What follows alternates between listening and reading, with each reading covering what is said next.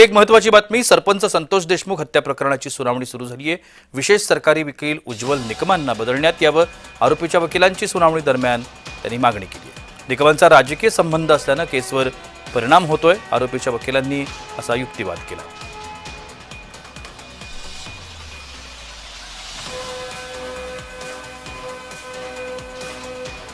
निकमांना बदलण्यात यावं अशा पद्धतीची मागणी करण्यात येते। विशेष सरकारी वकील निकमांना बदलण्यात यावं, विशेष सरकारी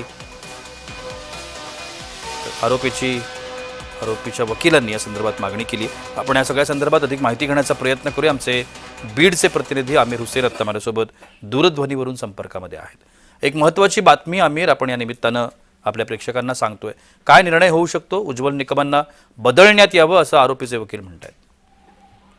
नक्कीच आपण जर बघितलं तर आज तर आरोपीच्या वकीलने न्यायालयाला अर्ज दिलेला आहे की उज्ज्वल निकम एक राष्ट्रीय पक्षाला जोडलेले आहेत, म्हणून त्या अडचणी येत आहेत, म्हणून त्यांनी ते वकील बदलावं म्हणून असं एक अर्ज दिला होता। त्यावेळेस उज्ज्वल निकम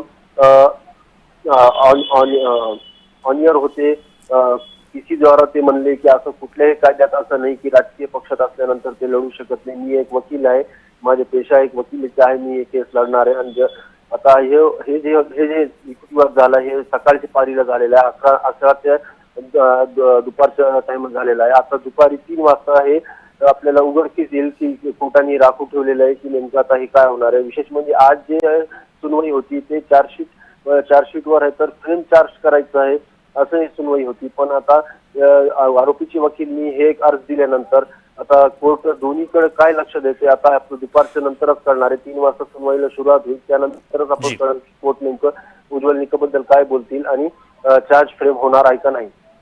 नक्कीच आमिर, धन्यवाद आपण दिलेल्या विस्तृत माहितीसाठी।